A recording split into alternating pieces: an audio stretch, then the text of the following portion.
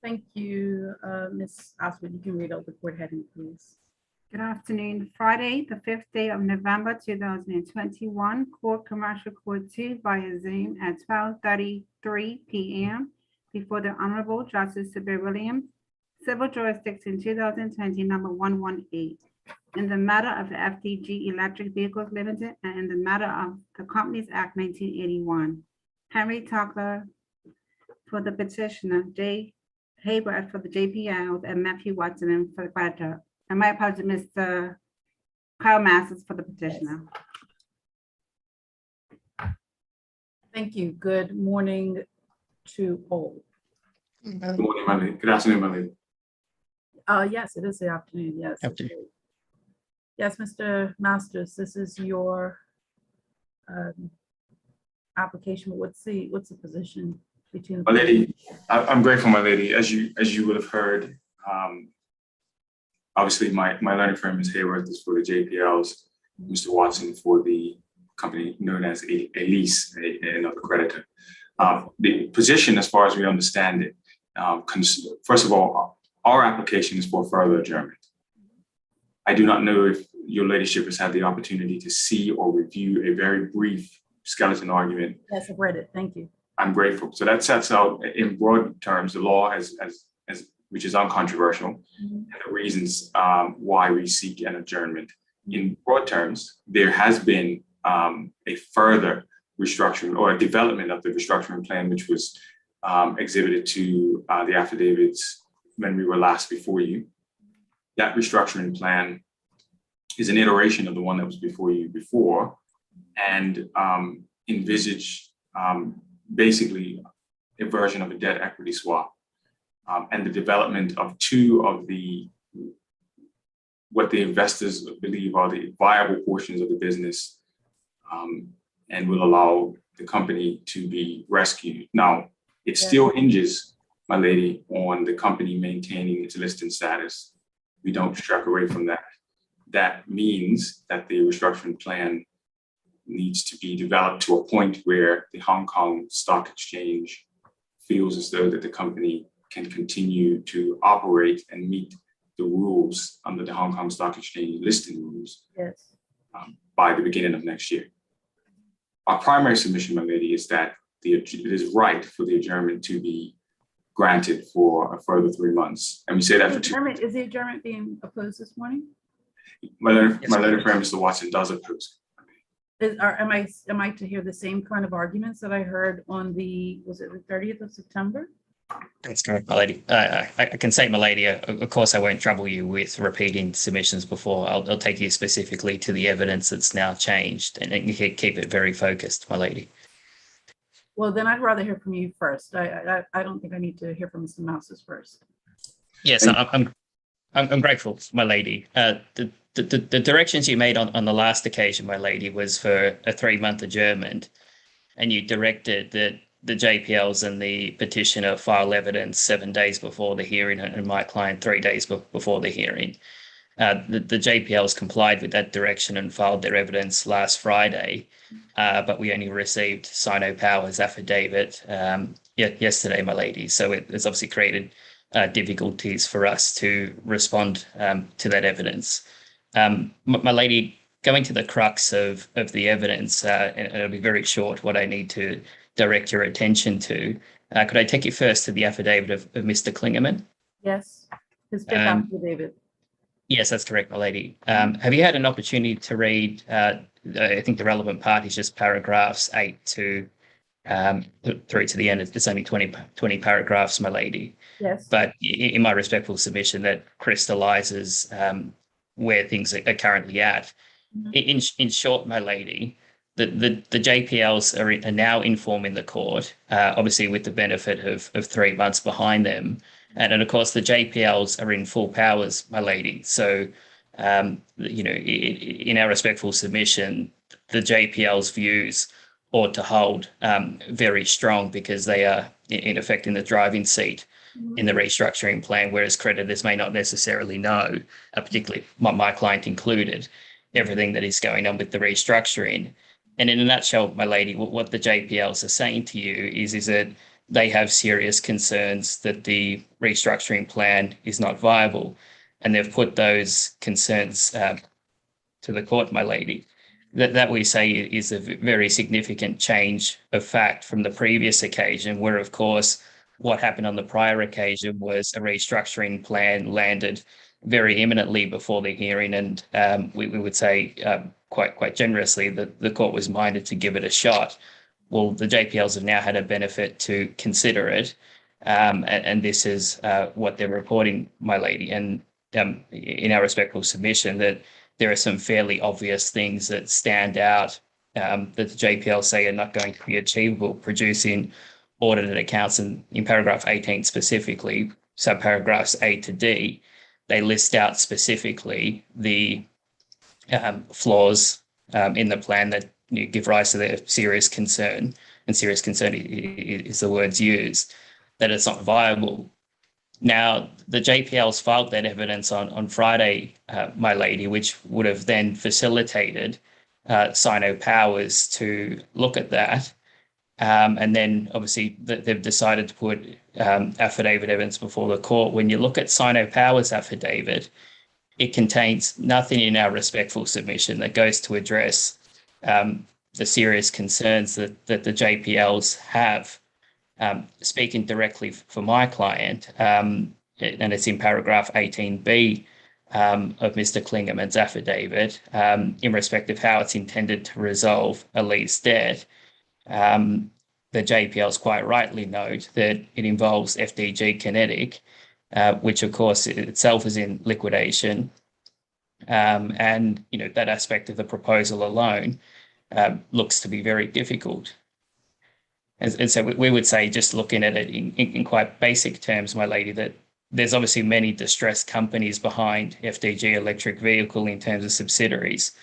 Sorry, can I just stop you there? Because you keep saying 18B of Mr. Klingerman's affidavit. I have a paragraph 18, but what do you mean by 18B? So paragraph B.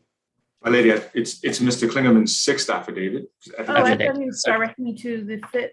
Okay, thank you. Sorry, my lady, if I misheard. The sixth affidavit.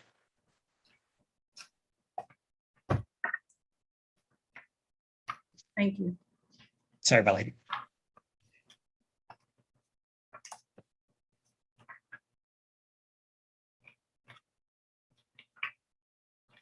All right, give me a moment, because this is not what I thought you were referring to. Just give me a moment. Let me look at this, please. Yes, if I could invite you to read 8:20, my lady, if I may. Okay. Thank you. 1 minute.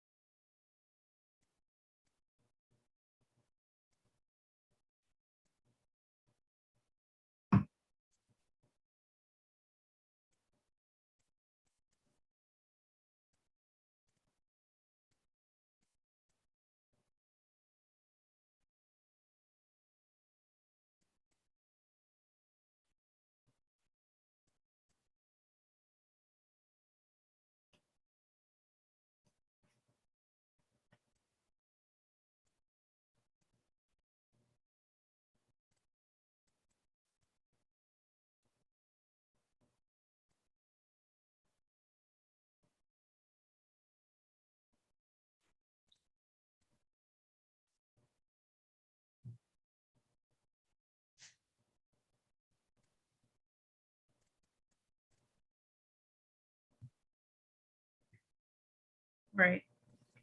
Yes, those paragraphs 18 to 20, my lady, is what we say is a significant difference in fact compared to the previous occasion. I think it's fair to say that on the last occasion we may have been a bit of the lone wolf, advocating for a winding up order.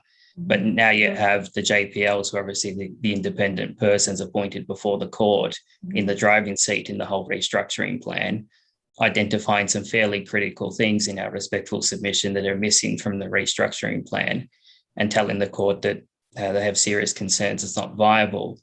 And I say that when you look at those specific concerns that were raised last Friday, you don't see any of them addressed in Sino-Power's affidavit. And as I say, in respect of specifically our debt, my lady, it seems quite clear to us that the JPLs are saying that there's no dialogue between the other main entity involved, FDG Kinetic, whether this is all workable. And one must not forget, my lady, you're at the stage where there's no non-binding memorandum of understanding that's been executed, or all it is a restructuring plan with people saying we want an opportunity to continue to explore it. But as I say, the JPL seem to be in the best position to inform the court of the concerns. We're reading them and submitting to the court that there seems to be a very appropriate justification for a substitution and a winding up order. Right. If you're against us on that, my lady, what we would say is that, given that we obviously received Sino-Power's affidavit yesterday, what you should do, and I discuss with Mr. Masters in respect of next availability, the 19th of November would give an additional 2 weeks, and would give my client an opportunity to consider the position, talk to the JPLs and potentially other creditors, and be able to formulate potentially more specifically their affidavit evidence. But I say that the JPL's evidence ought to weigh quite heavily on the court, and creditors have not responded to how those serious concerns will be able to be met. So I don't want to repeat anything else from last time, my lady. That's what I say is a change in fact. Yes. Before I circle back to Mr. Masters, let me hear from Ms. Hayward, please. Good afternoon, my lady. Yes, good afternoon. The position of the JPL. Ms. Hayward, sorry, your voice is somewhat muffled. Is it possible for you to somehow increase your volume? Let me just work on one second.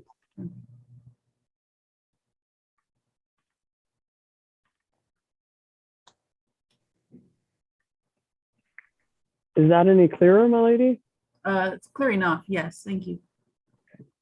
I'm grateful.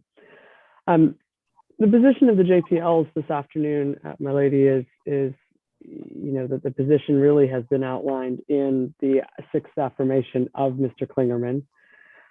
You will see that they've outlined, as they are duty bound to do, to report to the court what their feelings on the position are, and they've done so in that affidavit, and they've said that it's really a matter for the court to determine whether it's appropriate to make a winding up order in this matter, or and to take into account what they've said in that regard in the context as well of the other creditor views. So that's, really, I think the position is as outlined in the affidavit of Mr. Klingerman filed last Friday. Yes, but that somehow has to be reconciled with the financial position, which was outlined for me in the 30th of September hearing. So I recall that the evidence before me on Mr. Klingerman's, I suppose that was his 5th affidavit, was that there would be a 0% return on an immediate winding up. So I really think that it would be helpful if I could get some assistance from you as to how that measures against an immediate winding up order. Yes, my lady, that's absolutely correct. And that evidence that was provided in the 5th affidavit still remains the position. And certainly the position, I think, of the JPLs is that in reporting back as it relates to the current proposal, They have done so by way of that affidavit, but there is, nothing to stop another investor or another party from advancing a restructuring plan, which may very well succeed, may very well be beneficial. But at the moment, that isn't that isn't what we have. We have what we have.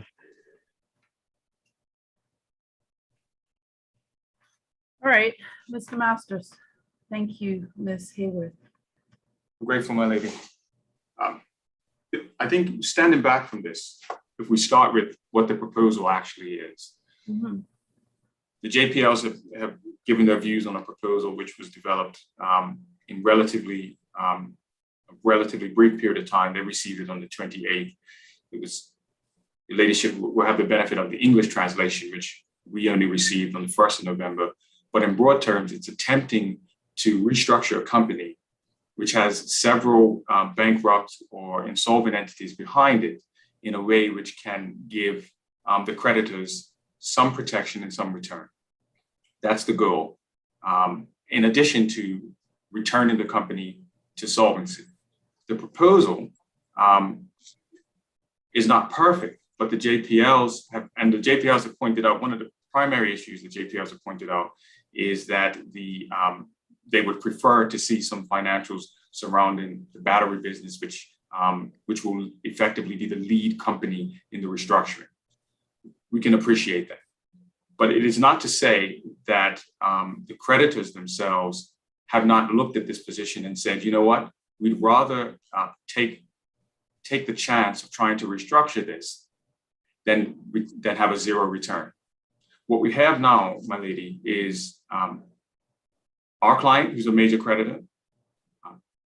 There's an additional creditor called China Investments, and also a further creditor, which make up about 60% of the company's liability. That's at paragraph 15 of Mr. Klingerman's 6th affidavit. Sorry, the company is called China Innovation Fund Limited, and then Jin Zhang Yun. They both support the attempt to restructure the company. So the court is really being asked to determine whether or not it is worth taking the opportunity to try and restructure a company when there is a plan on the table. We recognize that the JPLs have certain concerns. We understand that Mr. Watson's client perhaps would prefer to see the company wound up, but we have the majority of the creditors saying we would support it. Certainly the majority of the creditors that have turned up today. And when the court takes that into account, is our primary submission that is the weight of the evidence. And when the creditors, the unsecured creditors say this is what we would like, of course the court retains the discretion to make a different determination, but they ought not to do that. In our respectful submission, the court ought not to do that without good reason. If we were at the stage where the proposal that was put before the court at the last hearing hadn't developed, we might have a different view, but that's not the case here. What we have is a proposal which is working its way through a very complex process, supported by the creditors, and if successful, could return the company to solvency. We have the JPLs who say, well, we have certain concerns about those. I have no doubt that the JPLs, given their duty to the creditors and the court, will work with the potential investors to try and resolve these concerns. If they have more time to do it, I have no doubt that they will. And as far as Mr. Watson's client is concerned, his only answer in our respectful submission is that he would prefer all creditors to get zero than for his client to try and meet a deal. Well, that may be his position all the way through, but that's what we have committees of inspection for and votes on restructuring, and we have mechanisms in the Companies Act to deal with that. Mm-hmm. Your ladyship was taken through that by my colleague, Mr. Tucker, in the last occasion. I don't need to remind you of those principles. Mm-hmm. But that's where we are. We say the only thing that has changed is that there is a more advanced plan, and there's an opportunity to resolve these issues. It may not be perfect, but that does not mean that it should not be given a shot, especially, my lady, when the creditors support it. That's our primary submission. The other submission we make is around timing. Now, obviously, when we were last before you, we recognized that there was a long stop date of January. Today, we make an application for a 3-month adjournment. That takes into account, that obviously takes us past the January timeline. In our respectful submission, that gives the court a very clear idea as to where we will be when we get back. If we are back and the Hong Kong listing issues have not been resolved and the investors have walked away, then the resolution is quite clear. But if we are back and the Hong Kong issues have not been resolved, but the investors still want to do it, they've come up with another way, or the Hong Kong listing issues have been resolved, then we have a different scenario. In our respectful submission, what Mr. Watson is urging upon the court is to cut short the opportunity to have any of those discussions or any of those developments in favor, my lady, of what is effectively a zero return for unsecured creditors right now. In our submission, that the court ought not to abide by that. The JPLs have not said in any of their evidence that there's a better chance of winding up for the creditors than there would be if the company attempted to restructure. I don't think they could, and they certainly don't take a strong view in relation to winding up. They simply recite the principles which I've already done for you, my lady. Unless there's something specific that I can help you with, those in broad terms are our submissions. I mean, it just seems to me that your bottom line position is that the creditors, at least the, well, I think you can say the body of unsecured creditors will be in no worse of a position trying to proceed with the proposal and coming back in 3 months than they would be if there was to be an immediate winding up order no.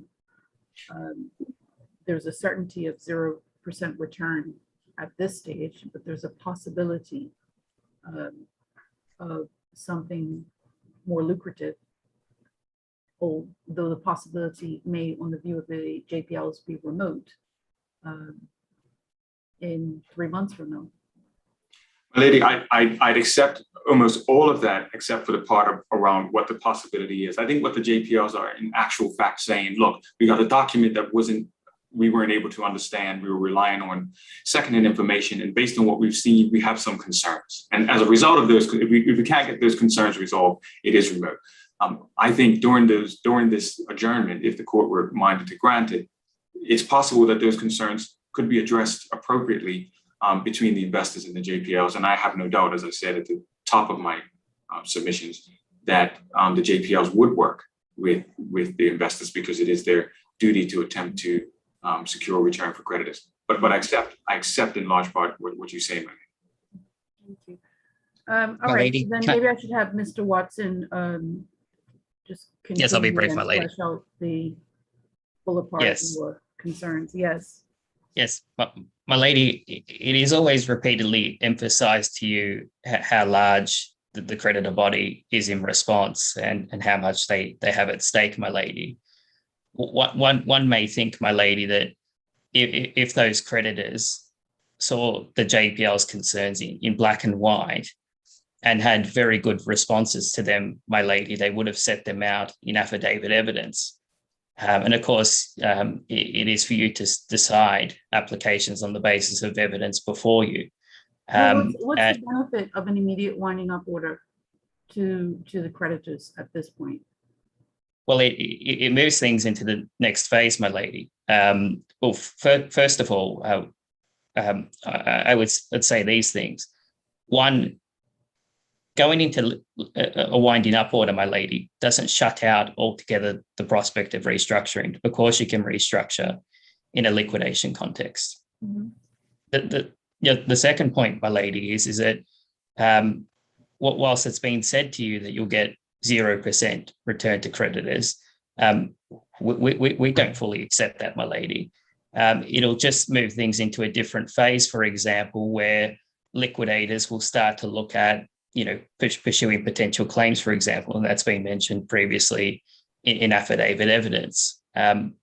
money may maybe continue to spend both ways, but it'll just progress the company to a stage where obviously it'll be pari passu return to creditors, and it is what it is. Of course, the more money you spend focusing on a restructuring that's not viable will just continue to worsen the position, my lady.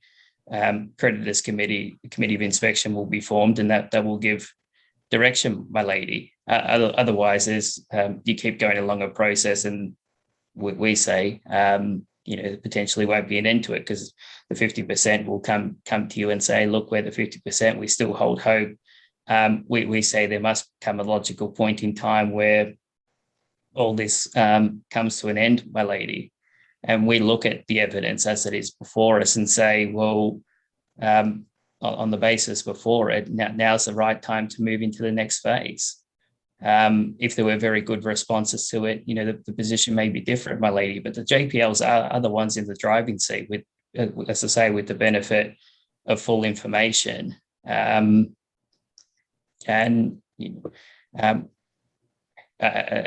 a creditor, my lady, we look at it and we're told, it's not viable. I'm looking at you. You've urged me to give some real weight to the position of the JPLs.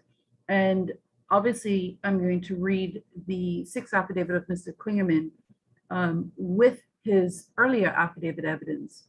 Yes, so I'm looking at the 5th affidavit, paragraph 27. And there was some note about the JPL's concerns regarding the restructuring proposal at that stage. But it seems to me that paragraph 27 sums up the continued position taken by the JPLs. While it is overall neutral, there is some acknowledgement that this proposal is really the only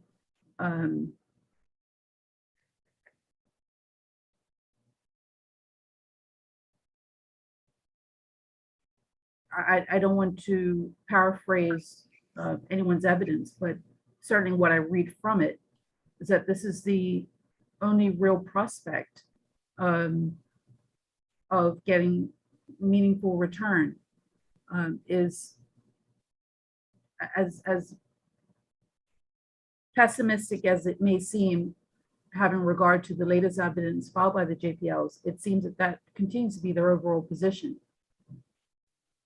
Yeah. Yes, my lady. I have not heard, for example, I have not heard anything from Ms. Hayworth, and I haven't been directed to any evidence which suggests that an immediate winding up order would somehow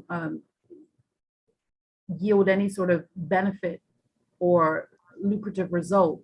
And all I hear from you is that, well, you can still proceed with a restructuring if you wind up, but I don't hear any sort of benefit being suggested as to why the court should not grant what is effectively a 3-month adjournment. Well, I mean, where's the prejudice in a further adjournment? Well, of course, the more money you spend on things which are not viable, the worse the position will just become, my lady. Worse than 0%. Yeah, well, as I say, I wouldn't necessarily accept that. It will potentially kick things into the next phase of if this restructuring plan is not viable, it will force people to begin to consider alternatives, including the possibility of pursuing claims, my lady. That's one example. For example, you get in a liquidation. I appreciate both seem to be quite stark choices, but as I say, we take the position, having read the evidence, that if the JPLs are saying it's not viable, and there's nothing to the contrary that's been said that no, it's not viable, but we think these things can be overcome. I don't think that's been said, my lady. They're just simply saying, here's our concerns. And I'm saying to you that we do find it very surprising that those creditors who are supporting the application are not coming to court and saying, look, we see these concerns in black and white. the JPLs may be in the driving seat in all this, but here's our response to them. You might have a bit more comfort in that scenario. There's actually, a methodical way in which they're going to be addressed. But as I say, my lady, we say on the basis of the current evidence that, the time has come, it's appropriate to make a winding up order. Just because there's, heading towards 0 and 0, there must become a logical point in time where the court says, well, enough is enough. Yes, but the question is, what is that logical point in time? Yeah, and of course, there is still a proposal on the table.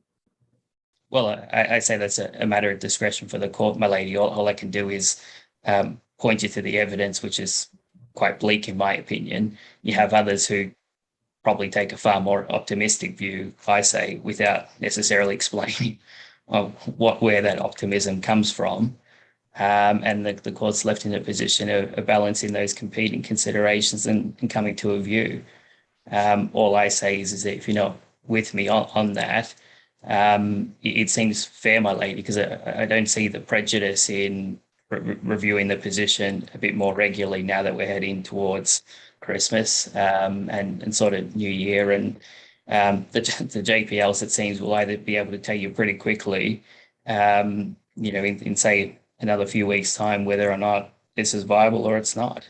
And for the sake of us all turning back up to court, my lady, we would say it's worth. Is there any real benefit coming back 2 weeks, 4 weeks, 6 weeks from now, just to be in? Well, at least I have the benefit of just to be hearing the same points made. I mean, what's being requested is a more substantial period, so that when we do come back, a reasonable time would have passed, so that we can assess whether or not there is any true prospect of a successful restructuring. Yes, and of course that was the same position that was advocated to you for a 3-month adjournment before, my lady. If we were to try to cut down the middle and not make it onerous on you, then a December hearing for mention, we'll keep it short like today. It's half an hour's time. I've tried to be quite efficient in what I've said. You may get a black and white picture in, say, a month's time or a couple, who knows, it might even be a couple of weeks' time, my lady. We just don't know where the JPLs will get to. That's effectively what's being said to you. We don't really know what's going to happen and when, but, give us a shot, my lady. And I say that, we ought to have an opportunity to be heard. And if you continue to find the same way, as I say, we'll be very efficient in what we say and point you to, what evidence has changed, and leave it at that, my lady. And if it happens that, the listing date comes and goes, the position will be even clearer. But as I say, my lady, on my instructions, I press for substitution and a winding up order. If you're not with me on that, we would just encourage an opportunity to have it monitored and come back, my lady. And as I say, we'll endeavour to be very efficient and not consume, too much of your time. Thank you. My lady, if I may just address you briefly. Yes, Mr. Masters. Very short points. First of all, Mr. Watson says that he's concerned about the expenditure of funds on a restructuring that may not be viable. But then he also, at the same time, advocates for the parties to file potentially more evidence before any opportunity really has been had to resolve perhaps the issues that the JPLs have, or the issues more generally, to come back in December for a short hearing in order to address you on what has happened since then. We say that's probably not the most sensible way to resolve this. Secondly, my lady, you are right to say, and we want to reiterate this, you are right to say that the choice that my learned friend offers the court is to wind up today when the JPLs have been very clear about what the prospects of that are, versus considering what we say is a viable restructuring plan, and, as your ladyship pointed out, the only one on the table. In our submission, an adjournment of a reasonable period to allow the parties, which is what we asked for. Just to be clear, we asked for this at the last hearing, but we ended up coming down the middle in that hearing. Yes. What we are asking for this time is the opportunity to work this out, and to the extent that we can, the company could be viable. And the last point we make, which is quite obvious, my lady, but often overlooked, which is that our client is a creditor as well, a significant one. They stand to lose more mathematically than Mr. Watson's client, and so there's an opportunity to take that into account, and that's precisely why the line of authorities which were directed to you last time. I mean, your client is about some 63% of the entire indebtedness of the company. Certainly, my client, together with those who support. You have a $1.3 billion, in, I think, Hong Kong dollars owed to Yes. your client.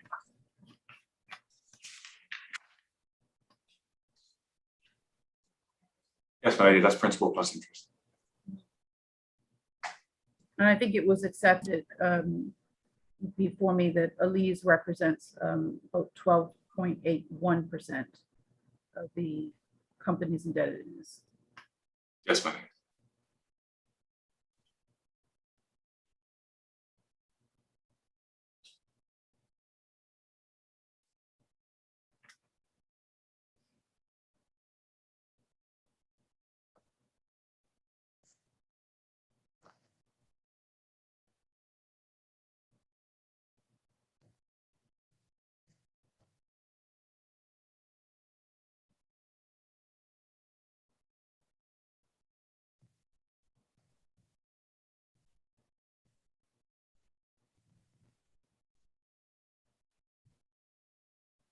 All right.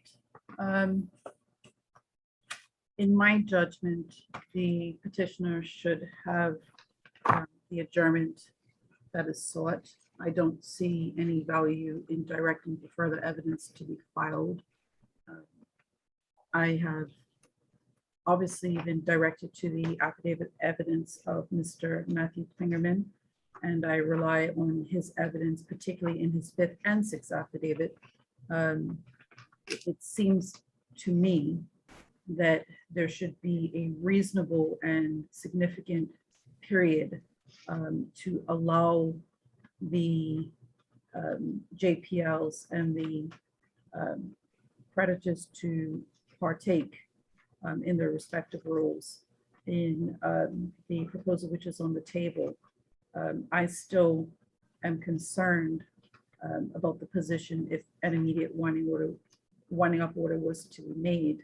I don't see any benefit on the evidence before me in taking that course, but in any event, I also think I have to give proper and due regard to the position taken by the majority body of the unsecured creditors. And whilst Elise has been ably represented by Mr. Watson in conveying its position and its desire for the court to proceed to the next step in these proceedings by way of a winding up order, I think that would be premature at this point. And for those reasons, I will grant the adjournment, and I will grant the adjournment for a return date on or about the 1st of February. That is a Tuesday of 2022. And I can list this matter for 11 a.m.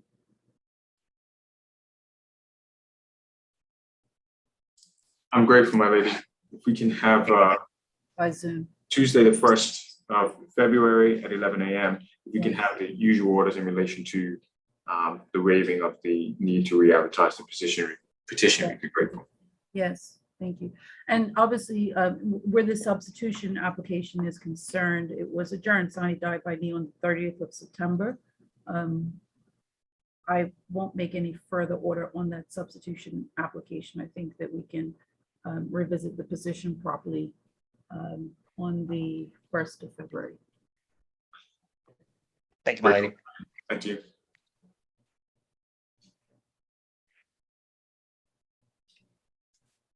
So you may file a draft order in those terms for my signature. I will, my lady. And I think whilst we have all the parties, the order that you made previously, I don't think that was ever circulated to the parties. So I will make sure that that is done today as well. So that you can sign it for the Was purposes. that filed? No, my lady, it was not. That was an administrative oversight on our part, which we apologize to all the parties in the court. Okay, But I will All right. make sure it's done today. yes, I actually did not appreciate that, but okay, yes, please follow those orders. Grateful. Okay, thank you, and the matter is adjourned. My lady. Thank you. Thank you.